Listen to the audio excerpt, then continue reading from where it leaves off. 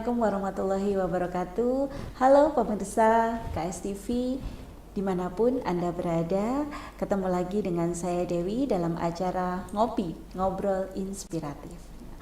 Kalau kita berbicara tentang pendidikan di pondok pesantren, pasti kita sudah tahu kelebihan dari pendidikan di pondok pesantren, yaitu ada ilmu agama dan juga ilmu umum yang seimbang.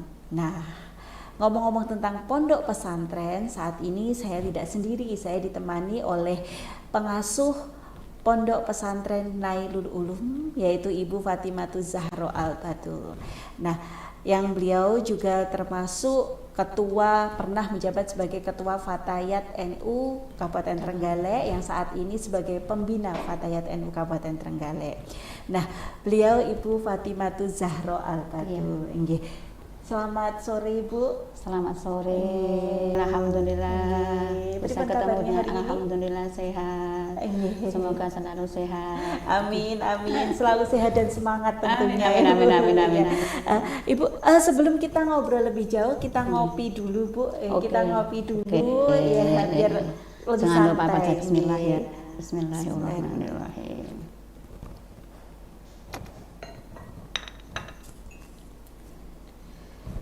Iya Ibu, Ibu Fatimatuh Zahro ini merupakan salah satu pengasuh di pondok pesantren Nailul Ulum yang ada di Desa Bendoagung, Kecamatan Kampak, Kabupaten Trenggalek. Mungkin Ibu bisa menjelaskan profil, sejarah singkat dan profil dari pondok pesantren Nailul Ulum Kampak.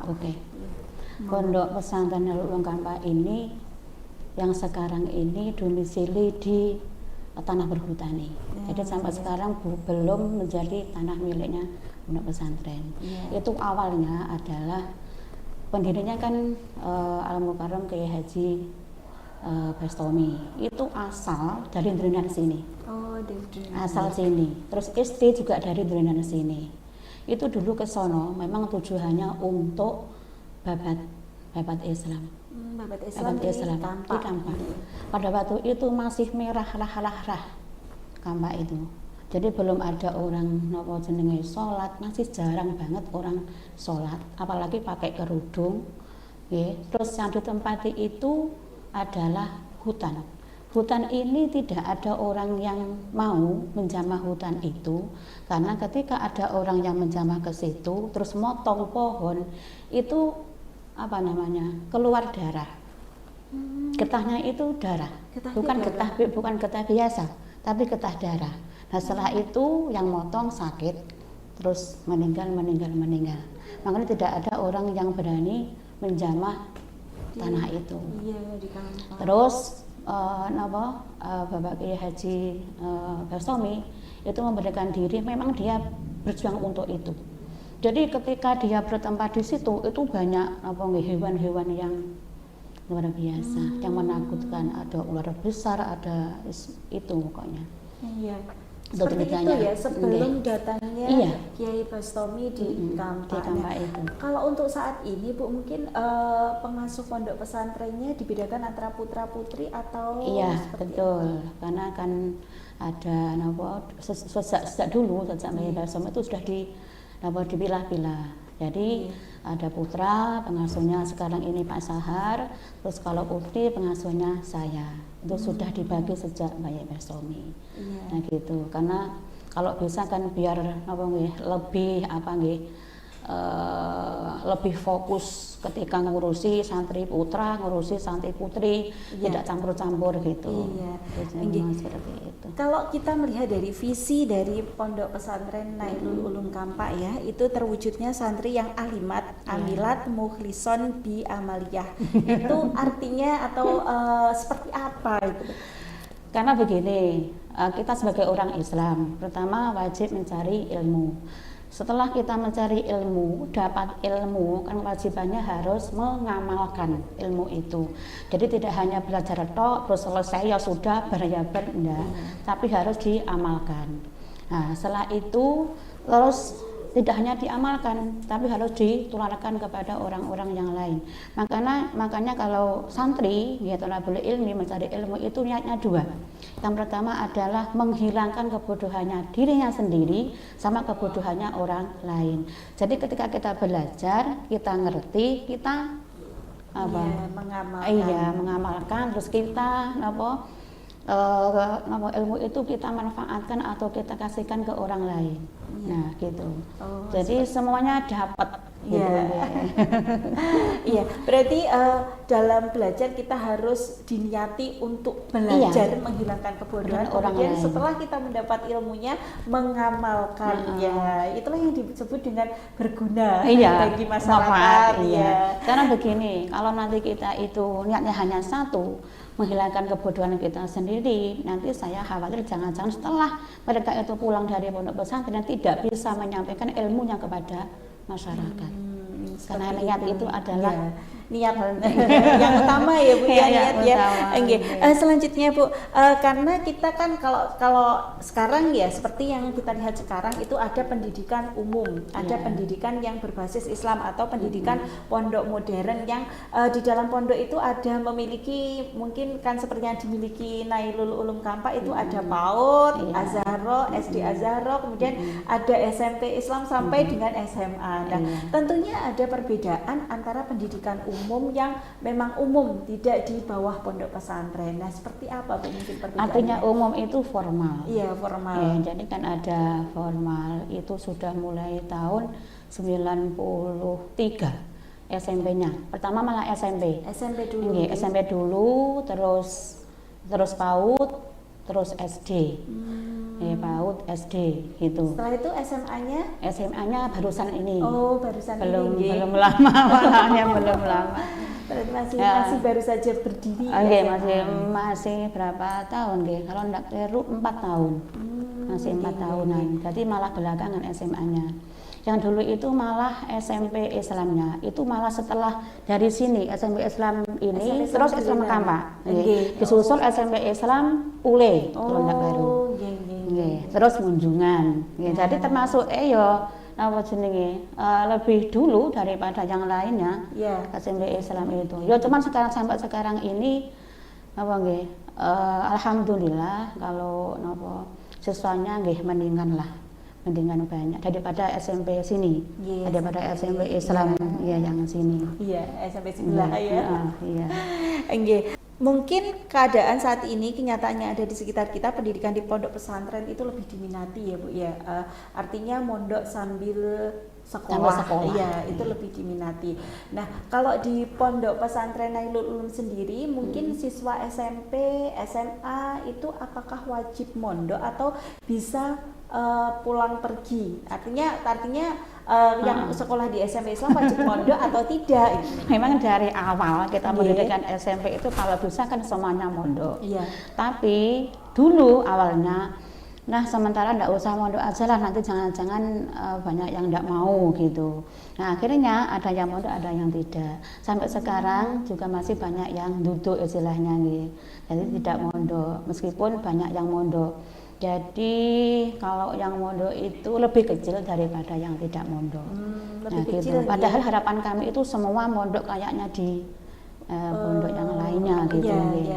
Di sekolah pondok pesantren yang lain. Tapi mudah-mudahan nanti tahun berapa itu bisa semuanya mondok. Karena harapan kami tetap seperti itu, kalau bisa semuanya adalah mondok di pondok pesantren. Nah gitu.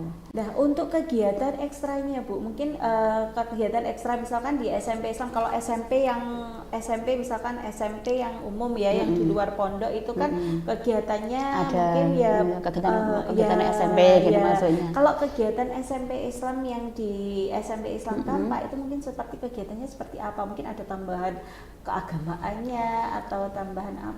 Harapan kami dulu ketika mendirikan SMP yang paling bagus adalah besok itu lulusan SMP anak-anak harus bisa mengimami tahlil.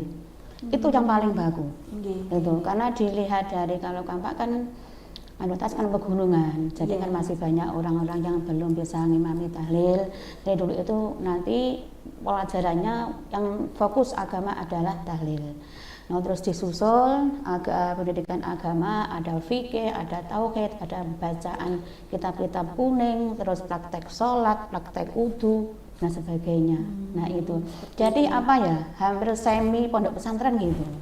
Semi pondok pesantren. Iya, semi pondok pesantren ya, karena kan lokasi di pondok pesantren. Jadi kalau bisa kan keluar dari SMP ya hampir sama lah dengan santri, dengan santri meskipun tidak sama. Jadi sama Ibu ya.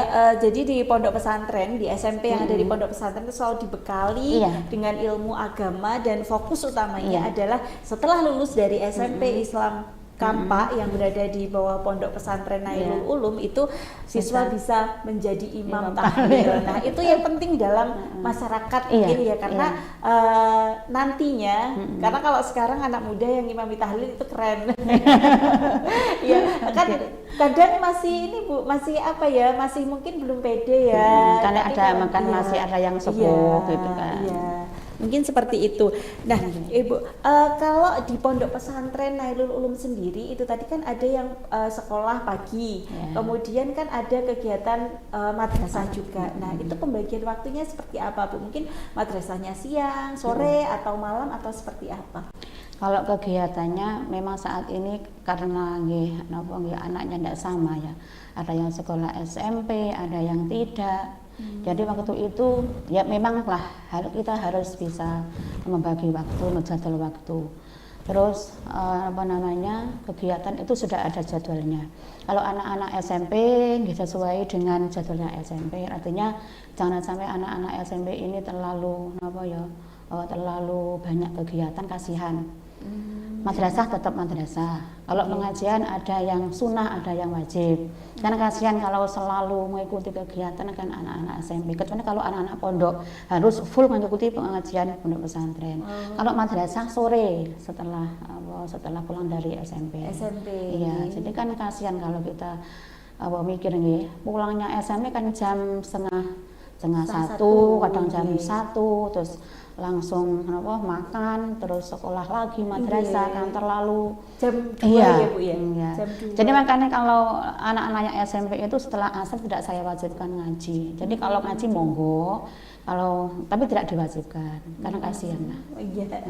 Harus ada waktu istirahat buat mereka. Pemirsa KSTV dimanapun Anda berada, nah tadi kalau sekolah di SMP Islam Kampa ada madrasahnya dilakukan di sore hari. Nah perbincangan kita semakin seru ya Bu ya, tapi sebelum kita lanjutkan perbincangan kita, tetap di Ngopi, Ngobrol Inspiratif.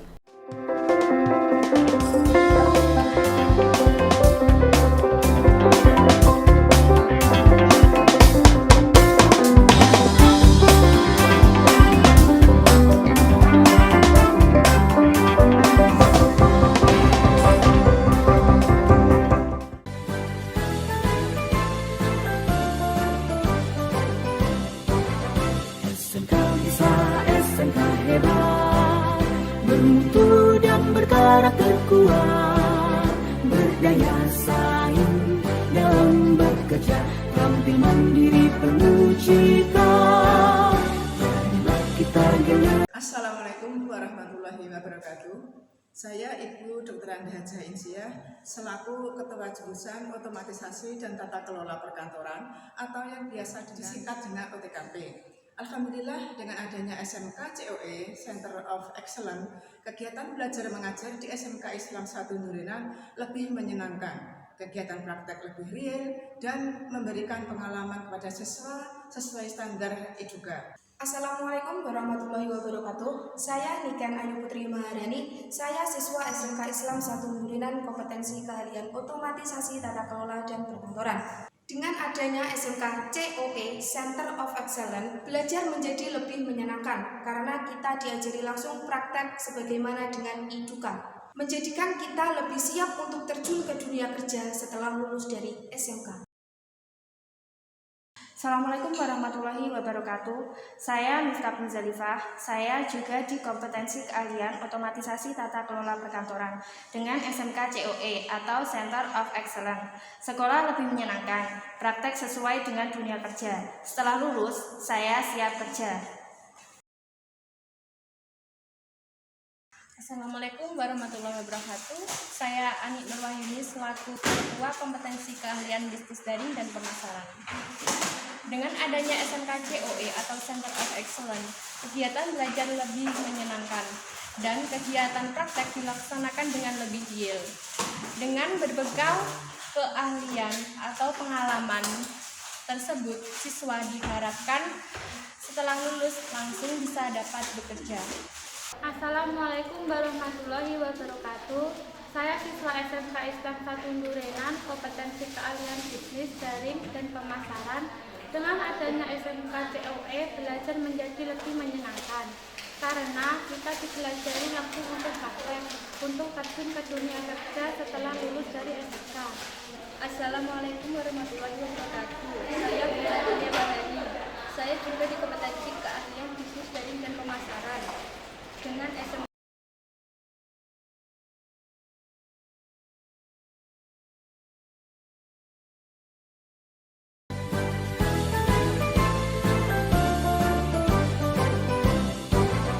SMK bisa, SMK hebat, bermutu dan berkarakter kuat, berdaya saing dalam bekerja, tampil mandiri penuh cita.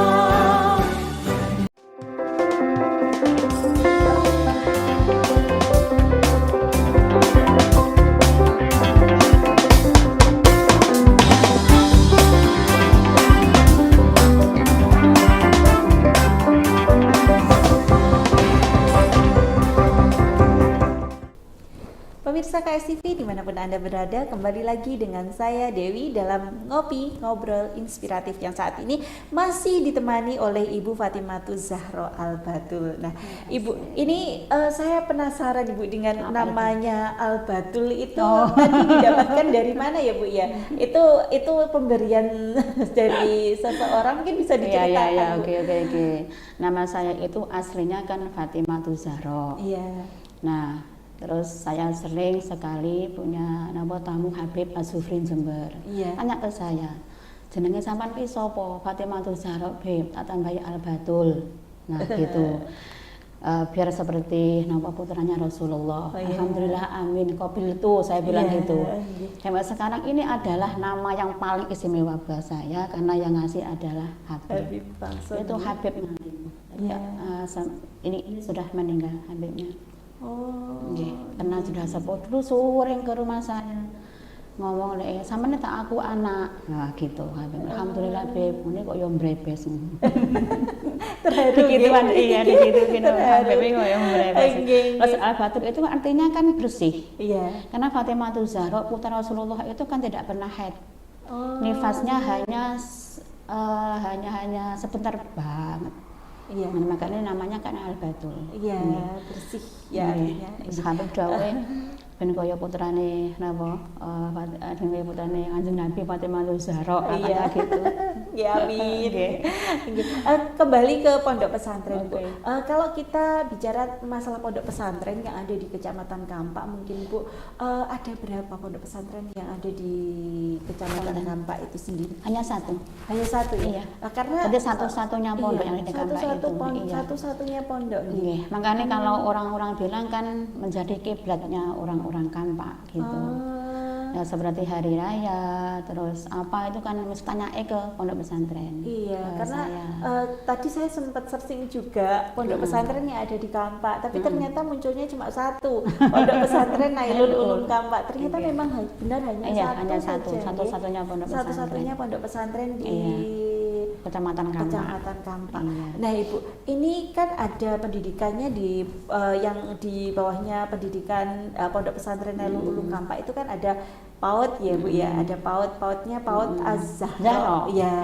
Kemudian SD-nya juga SD Islam Az-Zahro. Itu nama saya. Iya. Kemudian SMP-nya SMP Islam Kampak. Ini belum ada Az-Zahro-nya. Belum ada nih. Nanti dikasih embel-embel Az-Zahro. Nanti tambah Az-Zahro. SMA, ada SMA di SMA Islam. SMA Islam Az-Zahro. Kalau SMA Islam itu sebetulnya masih masih induknya di sini di Ndurenan. Oh, Jadi induknya di belum, Ndurenan nggih. masih Cabang, cabang ya. nggih, masih Nggih, cabang. nggih. Kemudian mungkin ada keinginan untuk mendirikan universitas Apa gitu? mungkin Iya, betul. ya. Oh, gitu. Beberapa kali sudah rapat dengan teman-teman karena di Trenggalek ini belum ada UNU. Iya, Gitu. Universitas Jadi Nahdlatul harapan Ulama. kami karena belum ada UNU, terus Universitas UNU itu nggih. Jadi harapan kami nanti tahun depan sudah ada UNU-nya. Nah Iya. gitu. Karena di Trenggalek kan mayoritas NU.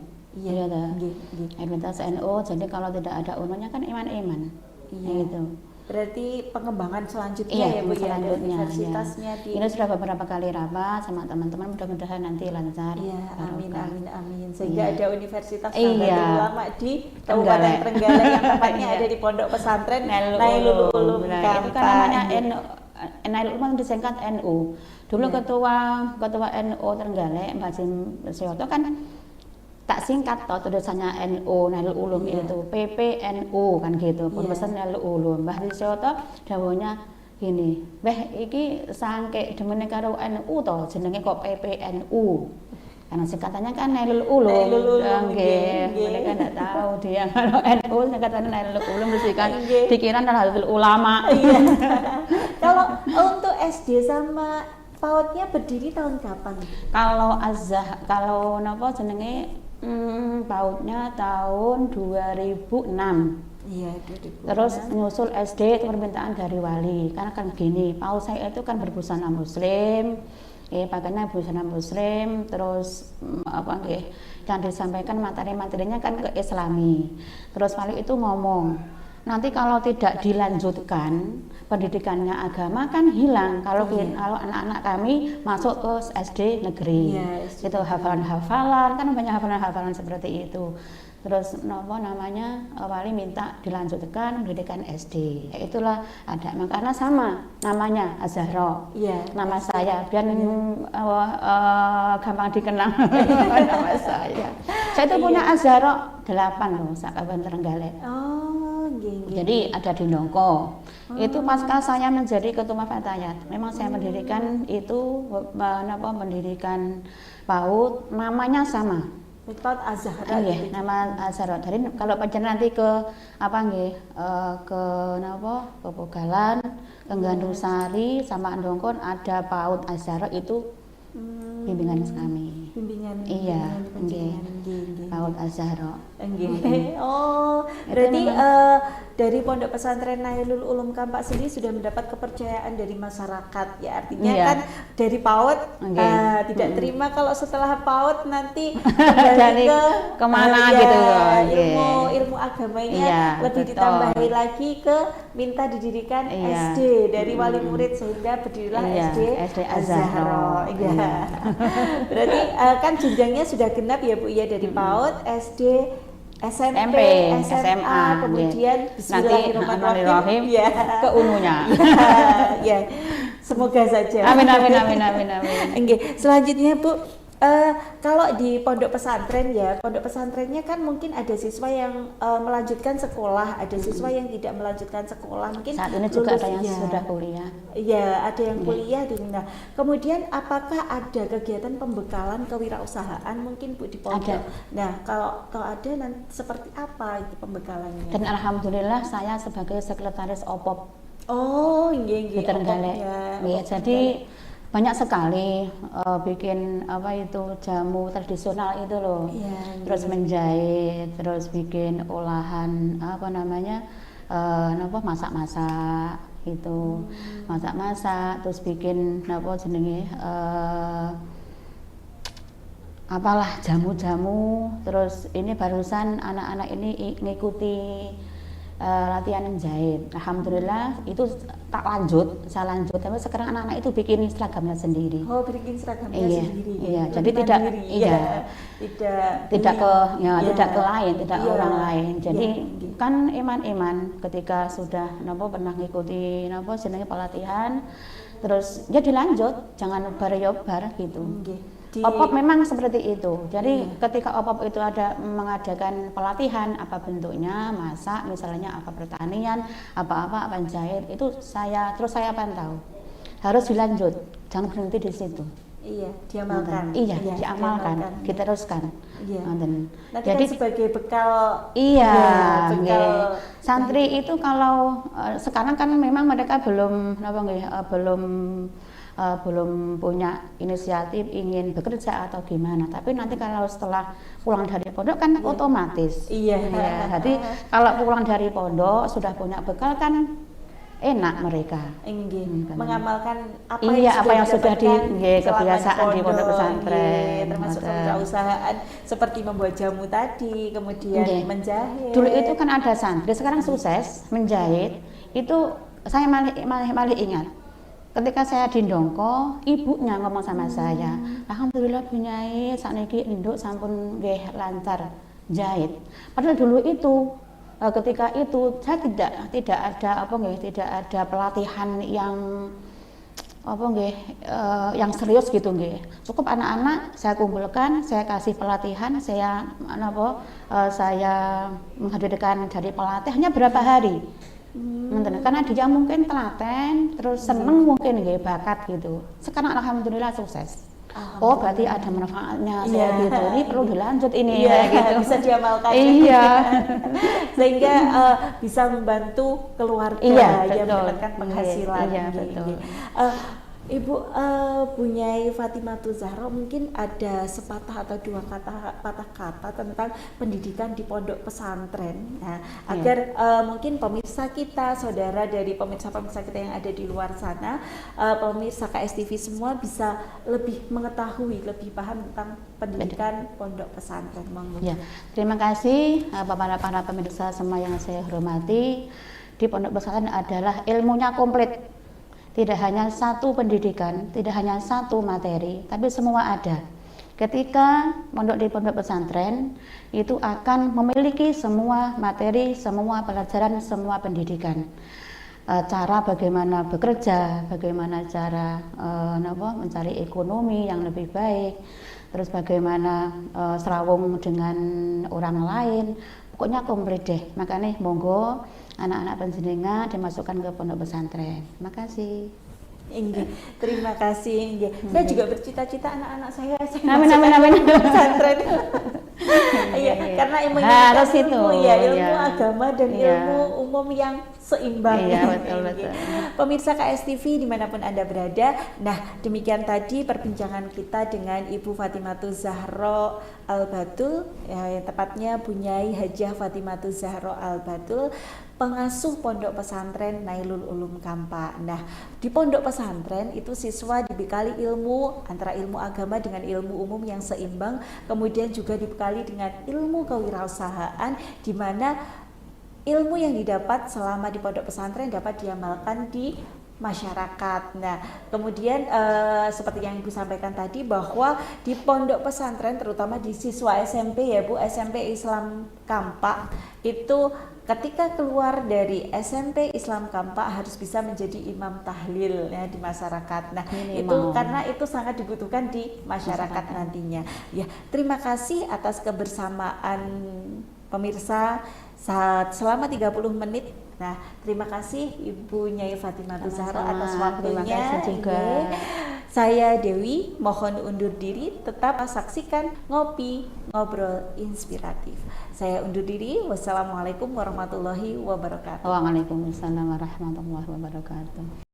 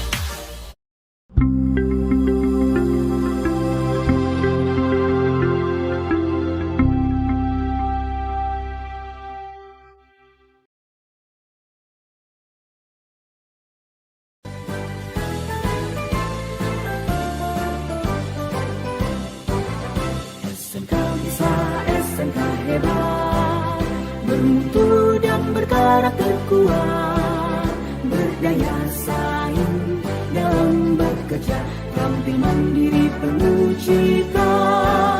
Marilah kita gelar.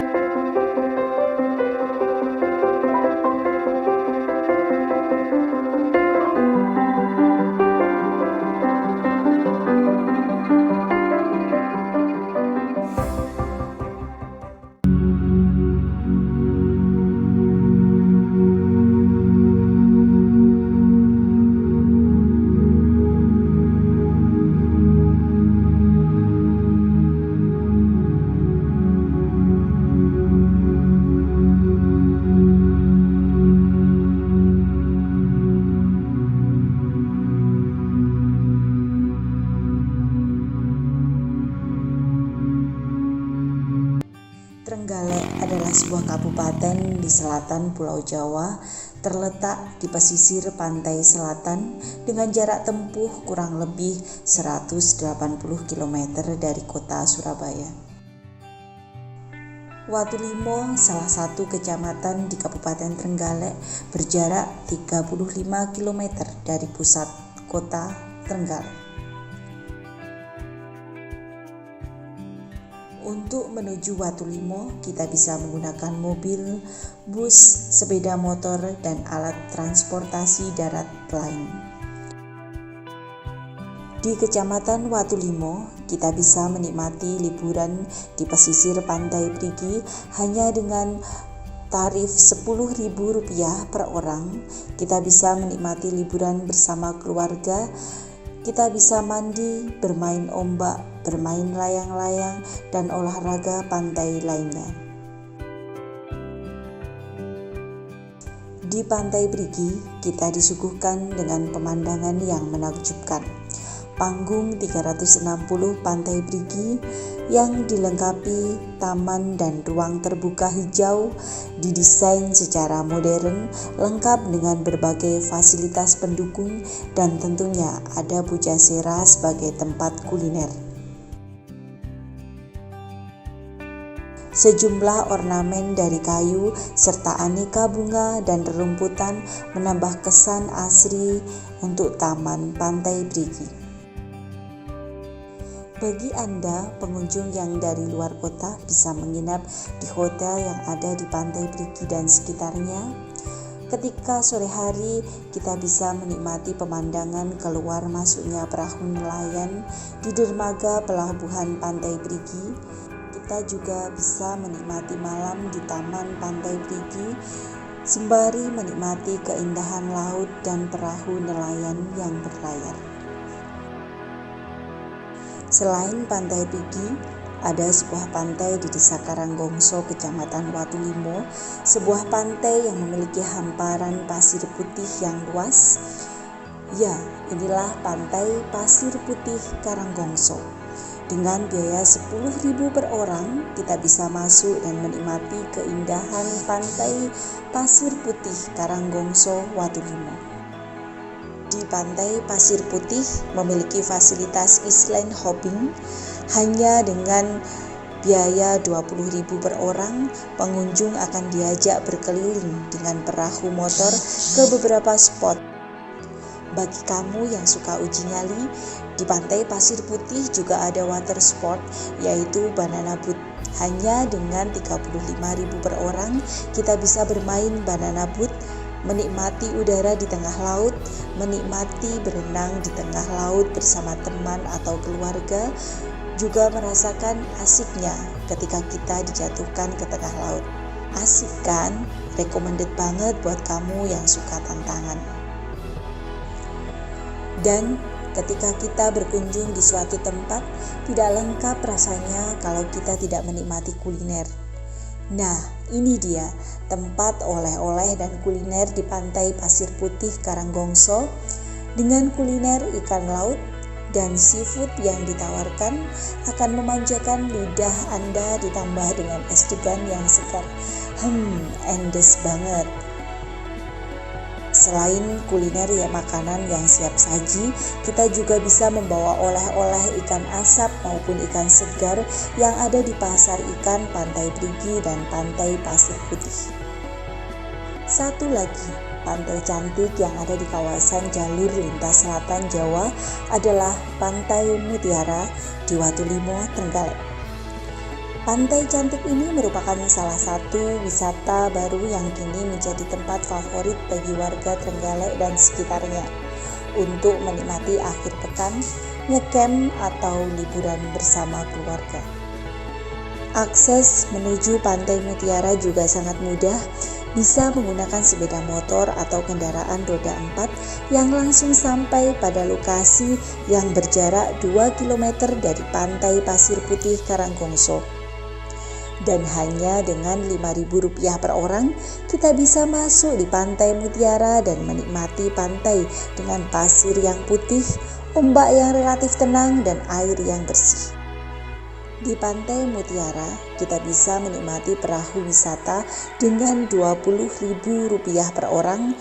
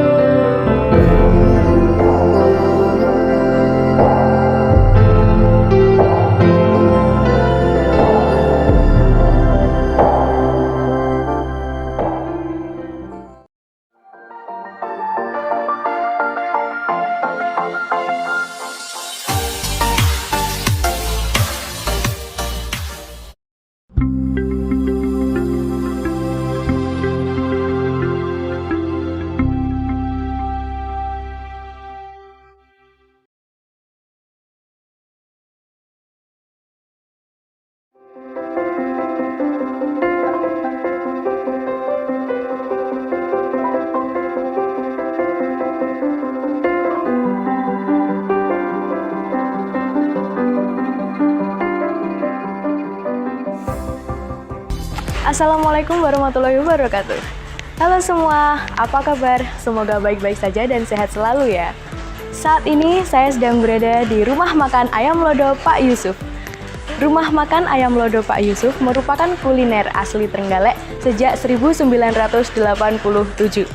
Yuk langsung saja kita masuk ke dalam.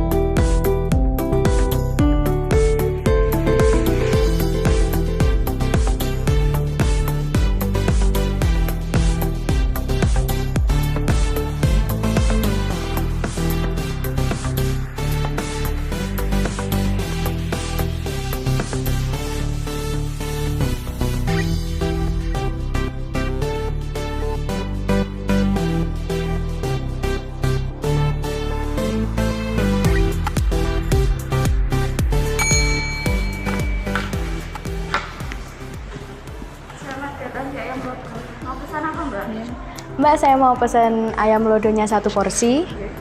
Minumnya es jeruk 1. Dah. Silakan ditungguin ya. Terima kasih.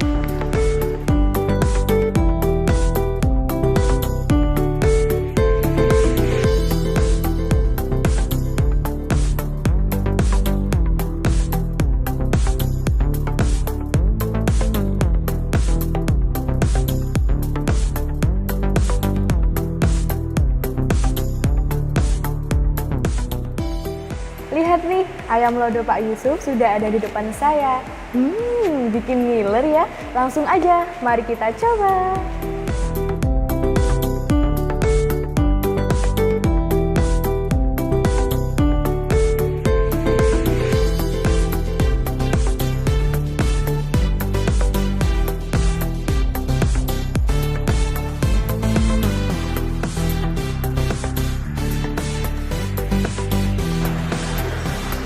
Wow, pas banget. Pas pedesnya, bumbunya juga pas. Enak pokoknya.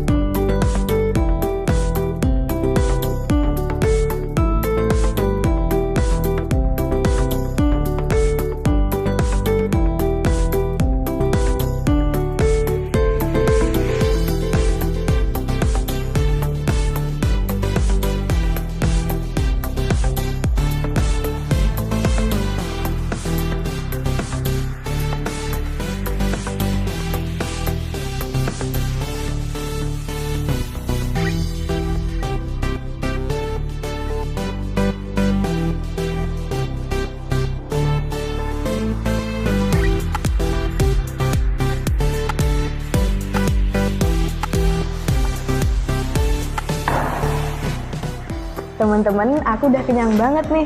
Rumah makan ayam lodo Pak Yusuf emang top markotop. Yuk kepoin yuk. Permisi Mbak, mau bayar? Totalnya semua berapa ya? 36.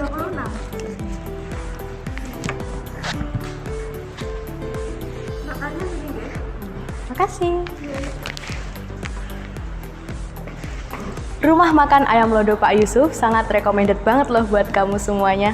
Kuliner warisan budaya keluarga Indonesia.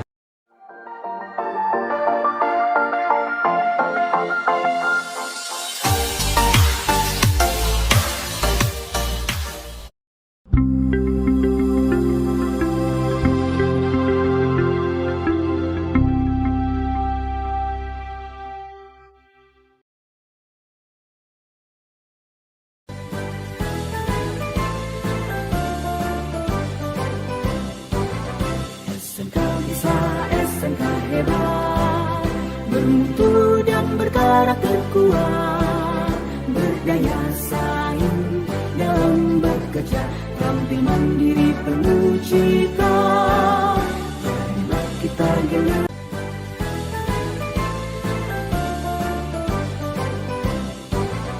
SMK bisa, SMK hebat, bermutu dan berkarakter kuat, berdaya saing dalam bekerja, tampil mandiri penuh cita.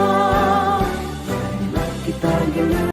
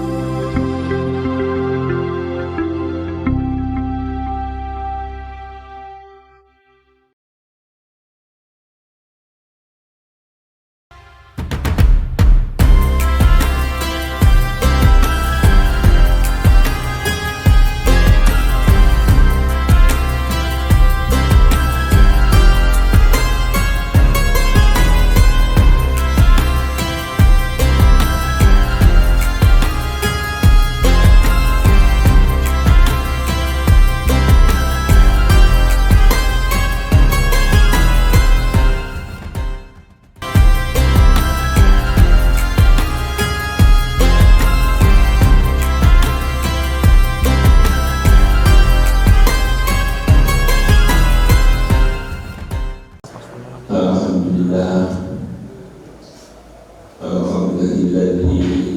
akhbarana fi hadzal masjid bi katsirin ni'mah wal barakah. Wassalatu wassalamu ala sayyidina wa habibina wa syafi'ina wa qurrati a'yunina Muhammadin sallallahu alaihi wasallam.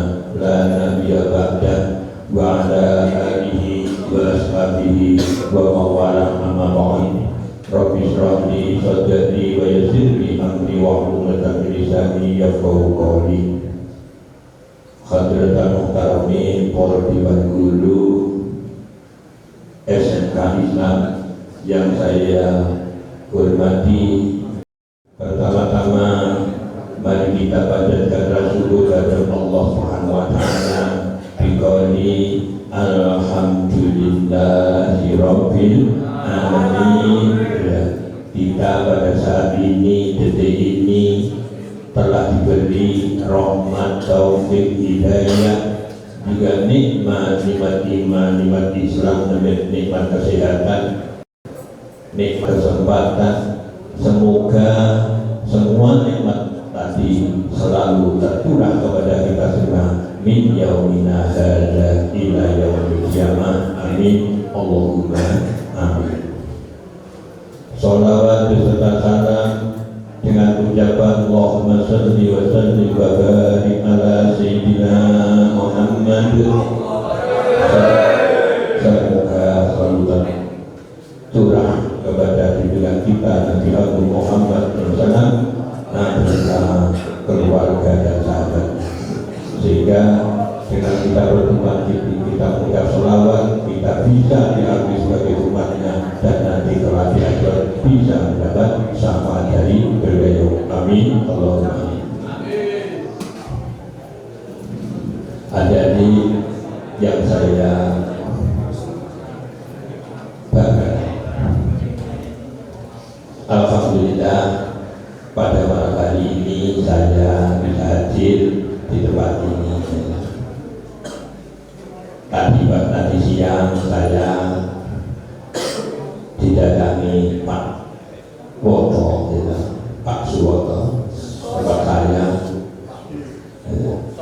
Nanti malam dibawa untuk isi-isi Pak, kok ujung-ujung dulu lo pernah bikin ahli ya, insya Allah nanti malam saya datang. Gimana semua sehat ya? Ngantuk? Ngantuk? Ayo ngantuk, latihan ngantuk senam sih kalau sih ngantuk ini. Ya Allah, kita pada waktu ini santai mas ya, santai kita ini adalah waktu Ramadan. Allah berfirman, ya ayyuhalladzina amanu kutiba alaikumus syiyam kama kutiba alal ladzina min qablikum la'allakum tattaqun. Hai orang yang beriman, telah diwajibkan kepada kamu berpuasa sebagaimana telah diwajibkan kepada umat-umat sebelum kamu, agar kamu menjadi orang-orang yang bertakwa. Jadi bertakwa, kita akan dimatikan. Ini ada kabar, kabar ini cuma ada kabar dari langit. Isinya apa kabar itu? Umat manusia ini akan dikembalikan ke surga. Halo, dengarkan ya. Orang-orang yang beriman ini oleh Allah akan dikembalikan ke surga kembali. Apa disebutkan yang suatu? Apa disebutkan suatu? Iya. Ayah kita yang pertama kali yaitu Nabi Adam, hidupnya pertama di surga.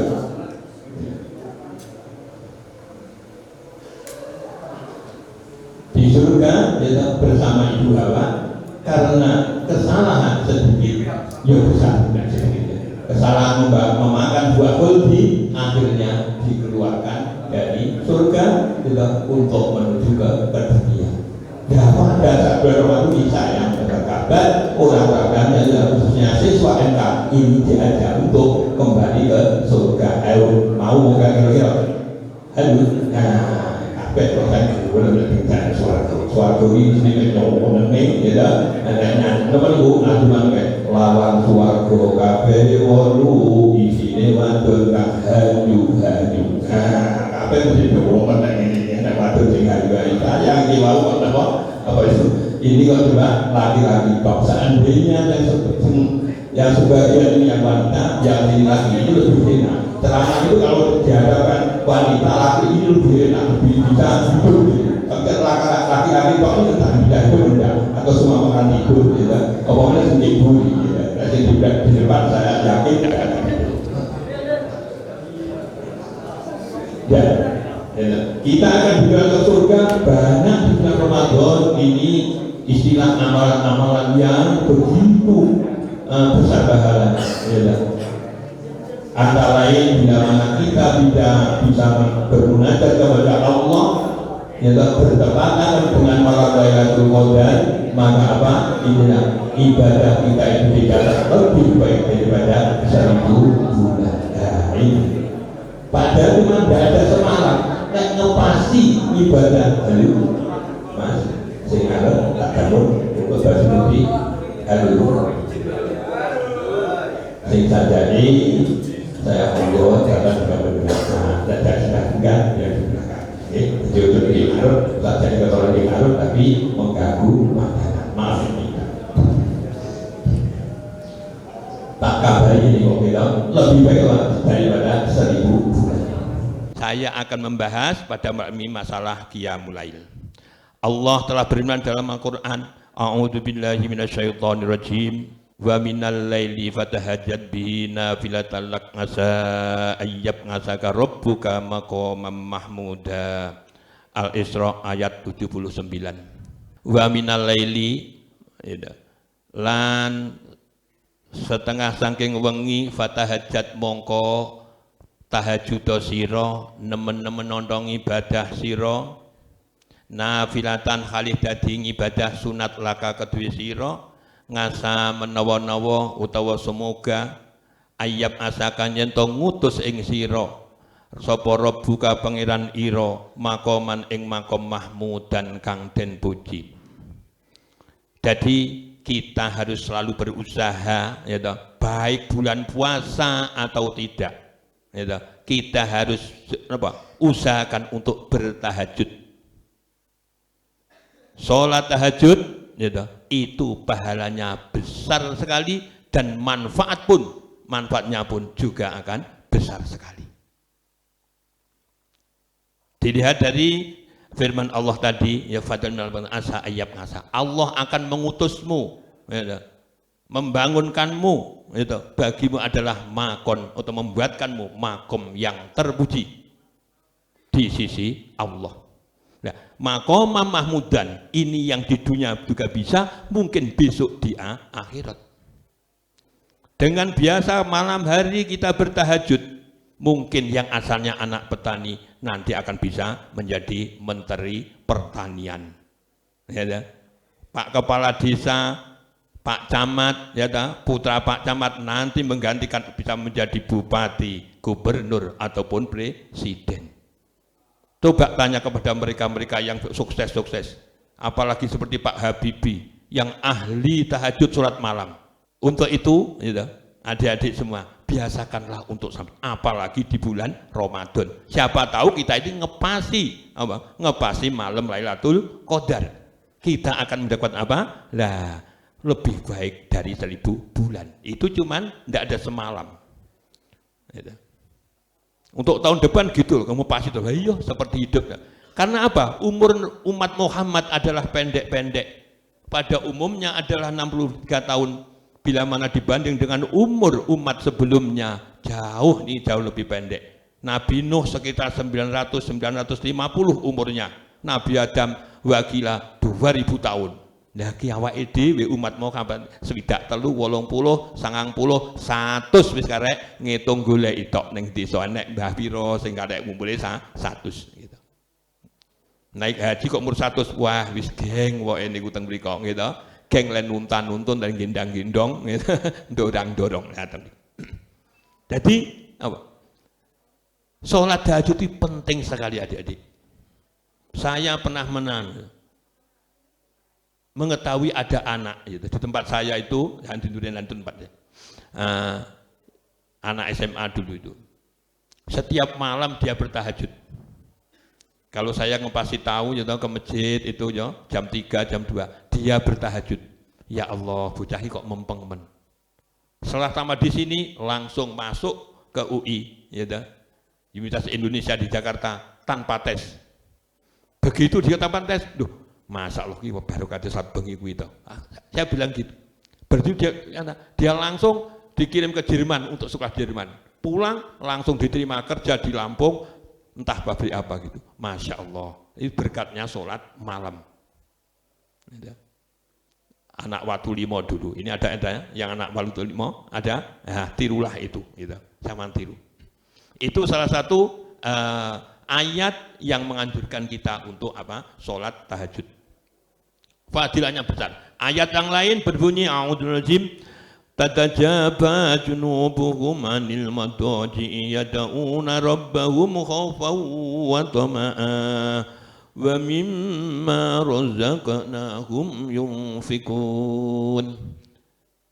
Tatajafa bodom benggang dese ora panggah kelet karo tempat tidure. Apa junubuhum pira-pira lambunge mukminin alladzina amanu anil madaji'i saking pira-pira panggonane peturun yad'una kali padha ndonga sapa alladzina amanu rabbahum ing pengrene alladzina khaufan krana wedi ya wedi siksa wa tama'an lan ngarep-ngarep rahmat ngarep-ngarep fadhole Gusti Allah ngarep-ngarep hidayah Allah wa mimma razaqnahum yunfikun lan saking saka sebagian rezeki ingsun hum utawi alladzina iku yunfikuna. Artine ya tajabat junubuhum. Jadi orang-orang yang beriman, yang imannya itu betul-betul beriman, mereka setiap malam akan bangun tidur. Ya, dia berdoa kepada Allah, berdoanya karena dia takut akan siksa atau mengharapkan rahmat dari Allah Subhanahu wa taala. Wa mimma razaqnahum sebagian rezekinya rezeki Allah mereka adalah mau menginfakkan. Itulah fadilah surat Maam dilihat dari ayat-ayat Al-Qur'an.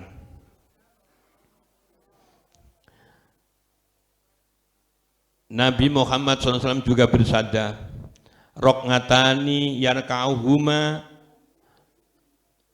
al-abdu fi jawfil laili khairun minad dunya wa ma fiha.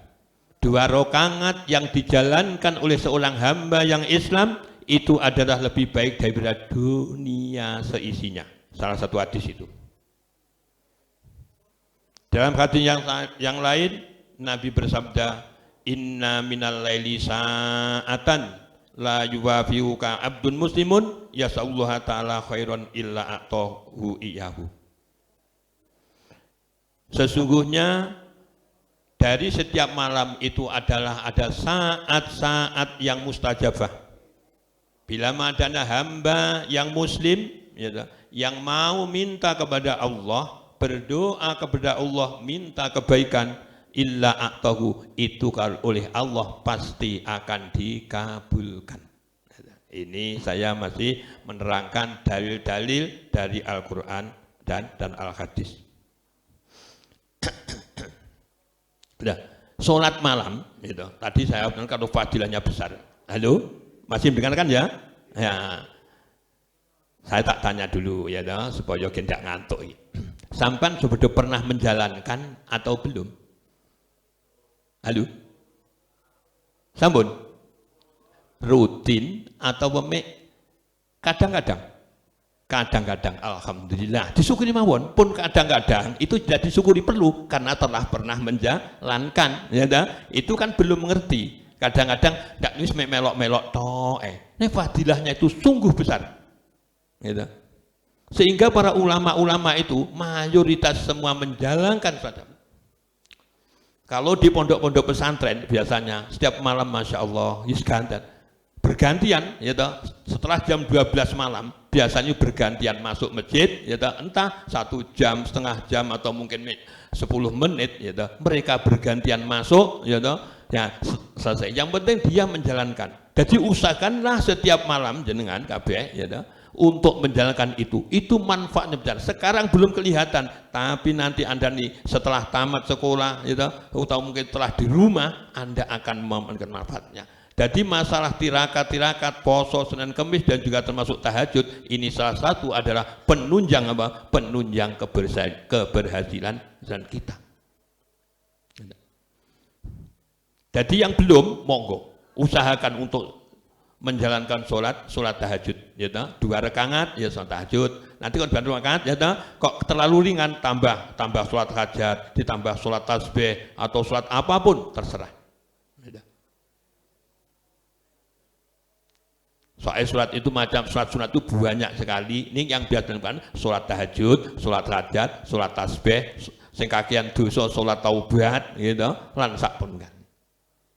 Jadi sholat itu jalankanlah, lakukanlah. Itu manfaatnya adalah besar sekali. Nah, kalau yang belum, biasanya untuk memulai itulah yang paling berat. Ngawiti kui kadang-kadang begitu berat. Gitu.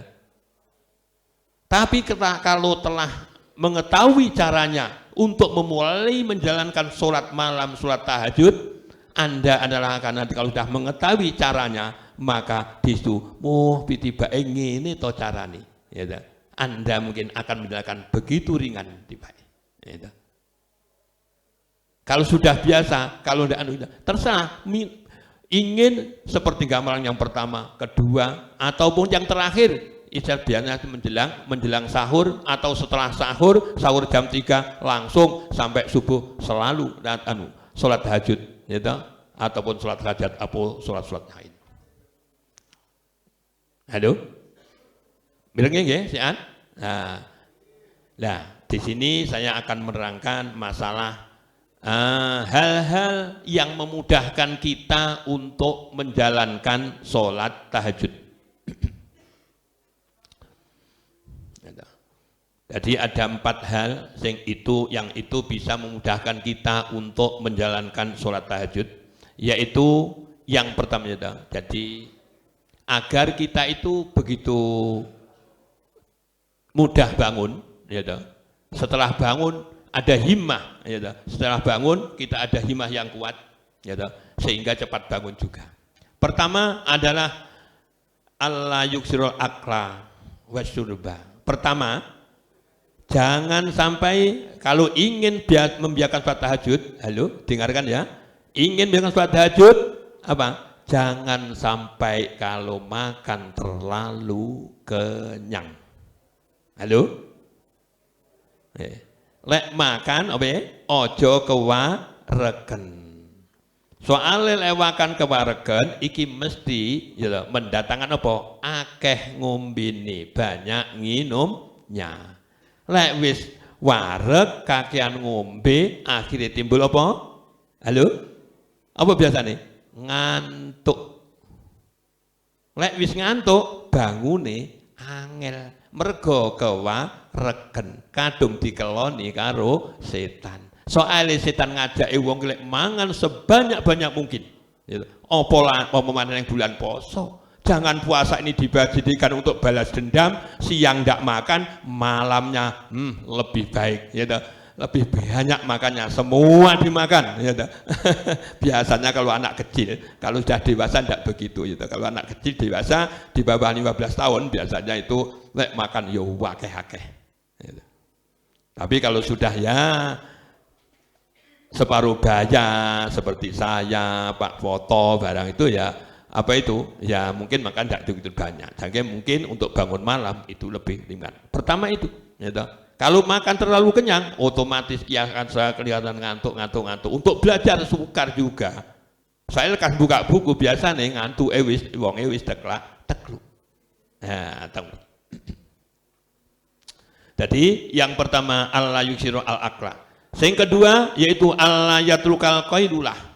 Untuk memudahkan bangun malam, kita kalau siang usahakan tidur walaupun sebentar, dengan istilah bahasanya orang pondokan tidur qailulah. Pada siang jam 12 siang kita tidur, supaya apa? Nanti malamnya ini untuk bangun ini gampang dan mudah.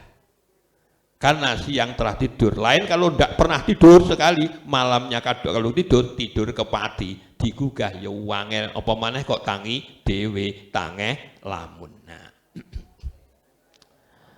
Yang ketiga, ayat difabadla qiyamilail bisima'il ayat wal ahbar.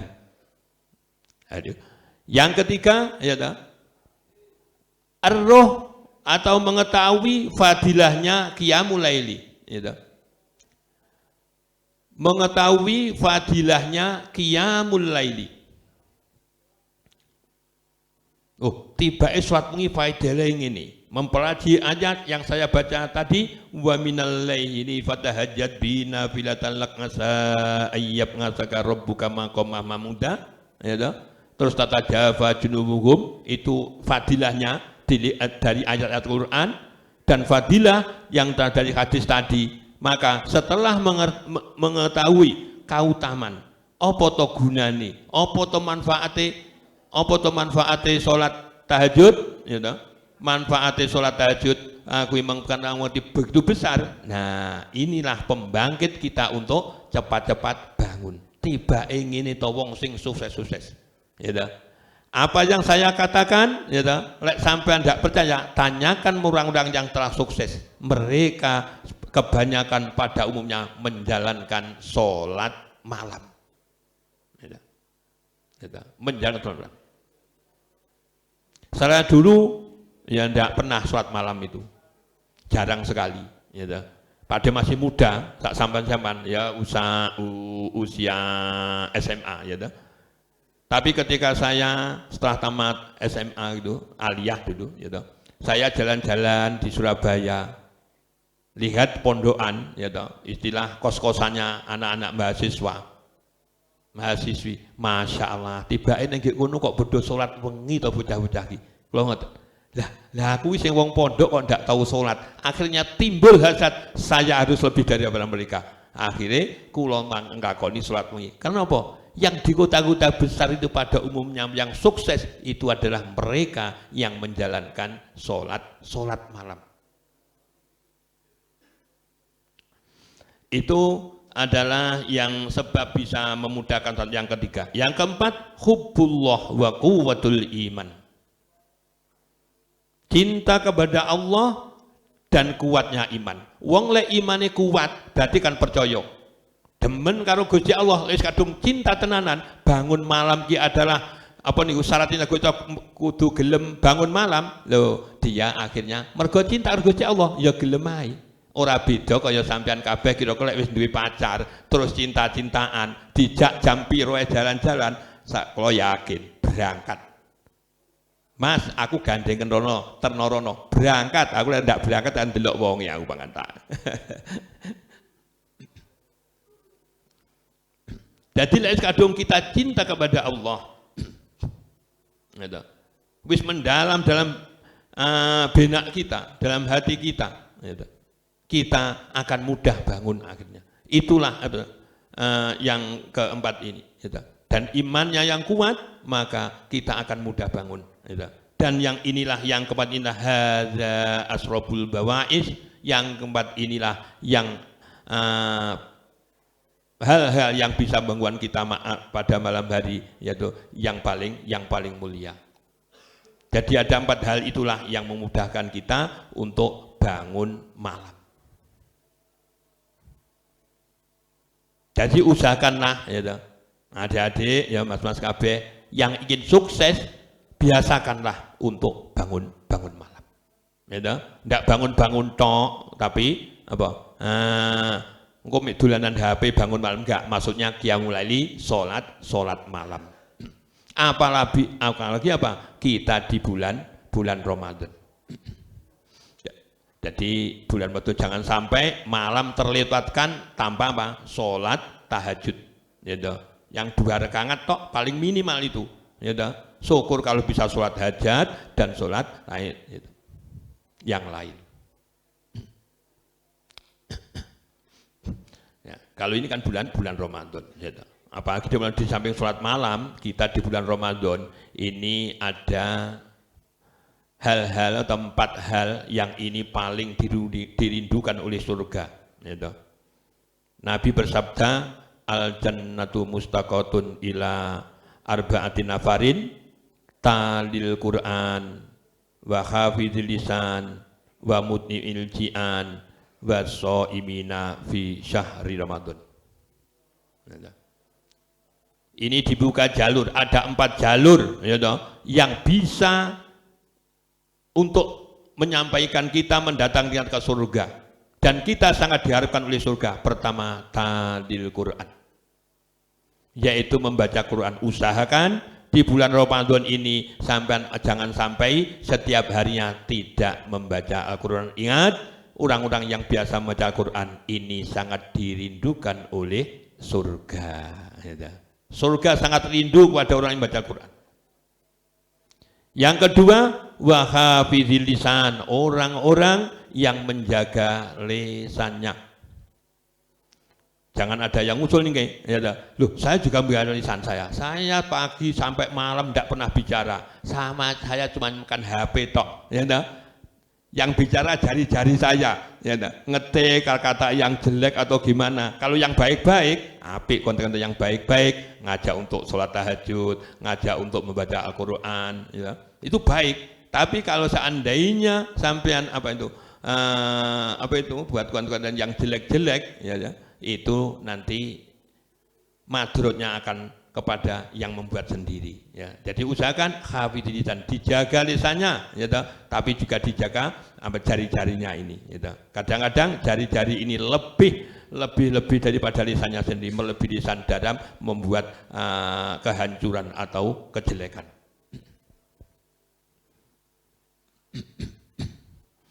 Yang ketiga, wamut imil jian, yang dirindukan oleh surga di samping yang menjaga lisannya adalah orang-orang yang mut'imil jian. Kita berbagi dengan memberi makan orang-orang yang kelaparan. Kita mengeluarkan zakat seperti zakat fitrah. Ini termasuk mut'imil jian. Bagi kalau kita berikan kepada orang-orang yang susah untuk makan, apalagi zaman sekarang beras mahal, orang makannya cuma sedikit-sedikit saja. Jadi mut'imil jian, orang yang memberi makan, mau menginfakkan sebagian harta bendanya untuk membantu orang-orang yang membutuhkan. Tadi sudah ada pengumuman, mohon pengumuman itu termasuk agar kita menjadi mut'imil jian, memberi makan orang-orang yang kelaparan. Yang keempat adalah washoimina fi syahri Ramadan. Kita semua adalah orang-orang yang berpuasa di bulan Ramadan. 4 orang inilah yang dirindukan oleh surga. Surga sangat merindukan orang-orang yang 4 orang tadi, yaitu siapa?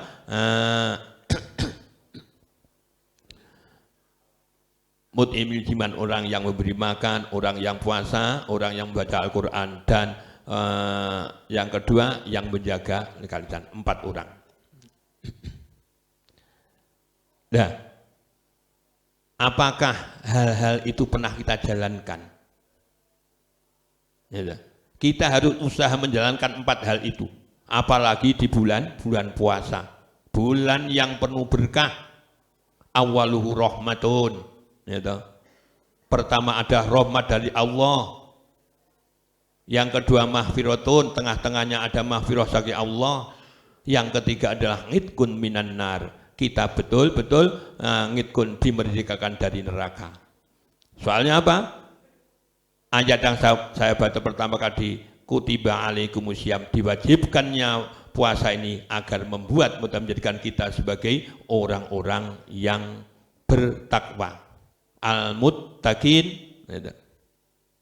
Maka ada dalam ayatnya lain, sari'u ila magfiratin min rabbikum wa jannatin arduha as-samawati wal ardu muttaqin allazina yunfikuna fis sarra wad dharra. Muttaqin itu dikisahkan adalah allazina yunfikuna fis sarra wad dharra, orang yang menginfakkan harta bendanya baik ke dalam melarat atau ke dalam kaya. Loh, kok bisa? Muttaqin kok kaya dan keadaan yang serba kurang kok bisa bersedekah? Coba sampai lihat nanti setelah hari raya, setelah hari raya semua masyarakat setiap rumah menyediakan makanan jajan. Itu apa mereka ada yang kaya, ada yang miskin, ada yang kaya. Semua siap. Karena apa? Mereka adalah menjadi orang-orang yang bertakwa. Syari'u ila ma'ibratim rajwajan antuha samat witatil muttaqin alladzina yunfikuna fis sarra'i wad dharra. Yang kedua, wal kadhiminal ghaidh, orang-orang yang bisa menahan marah. Kita tidak akan marah, hari raya tidak ada yang marah-marahan. Umumnya mereka hanya mengulurkan tangan, ya, minal aidin wal aidin, ya, menyatakan kita kembali, ya, minal aidin, ya, wal faizin, kembali seperti kita dilahirkan tanpa dosa, ya, wal faizin, orang-orang yang bahagia bisa mendapatkan surga. Jadi itulah mungkin ya yang bisa saya sampaikan tentang masalah sholat malam, ya, dan orang-orang yang dirugikan oleh surga.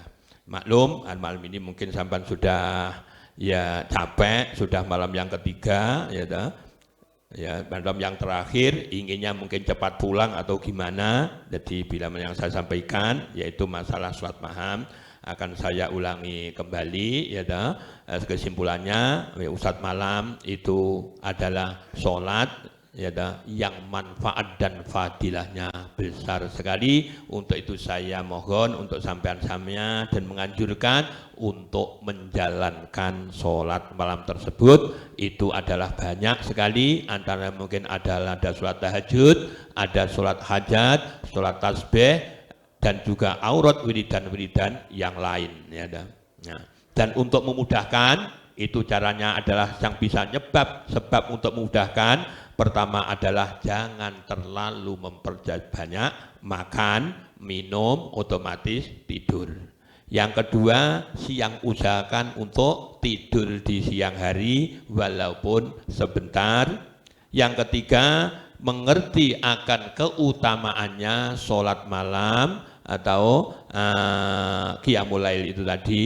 Dan yang keempat adalah cinta kepada Allah dan kuatnya iman. Kita harus membuat iman, ya. Iman itu bisa yazidu wa yanqusu. Iman itu bisa bertambah dan bisa berkurang, ya. Iman bisa tambah dengan menjalankan ibadah, dan iman itu bisa berkurang bila mana sampean semua menjalankan kemaksiatan, ya.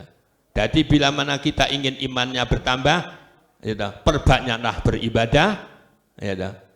Tapi kalau sampean semua adalah kemaksiatannya itu yang bertambah, maka imannya akan berkurang, ya. Itulah yang bisa saya sampaikan, semoga ada manfaatnya. Akhirnya dari saya akhiri sekian. Wallahul muwaffiq ila aqwamit thoriq. Assalamualaikum warahmatullahi wabarakatuh.